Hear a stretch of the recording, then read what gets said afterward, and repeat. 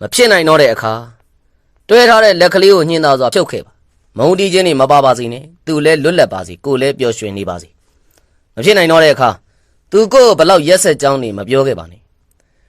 ကိုသူ့ဘမှာဘလောက်ချစ်ခဲ့ကြောင်းနေပြောပြပါတွဲတဲ့လက်တွေမမြဲခဲ့တာကိုကြောင့်တော့မဖြစ်ပါစေနဲ့မဖြစ်နိုင်တော့တဲ့အခါခဏတာနာကျင်မှုတွေကိုမကြောက်ပါနဲ့တဘဝစားနာကျင်မှုမရှိအောင်သာပြတ်သားတဲ့ရင်လည်းပြတ်သားလိုက်ပေါ့နှလုံးသားချစ်ပေမဲ့လည်းအုံနောက်ကဆုံးဖြတ်ချက်ချနိုင်ပါစေမဖြစ်နိုင်တော့တဲ့အခါသူနဲ့ပတ်သက်မြတ်အရာအလုံးကိုလည်းမေ့နိုင်မှုကြိုးစားပါတချို့အမတ်တရားတွေကလည်းမင်းကိုအသေးတတ်နိုင်တယ်ဒီတော့ကိုယ်သေးရင်ကိုတော့မတူးမိပါစေနဲ့မဖြစ်နိုင်တော့တဲ့အခါပူမှန်းသိရင်လွတ်ချခဲ့လိုက်ပါမှားမှန်းသိရင်ဆက်မမားပါနဲ့တော့နာကျင်ရတဲ့တရားတွေဆိုတာကိုကလက်ခံမှရတာမဟုတ်လို့ကိုဘဝဟာလည်းပူလောင်နာကျင်စရာတွေလက်ခံတတ်တဲ့ဘဝမျိုးမဖြစ်ပါစေနဲ့မဖြစ်နိုင်တော့တဲ့အခါ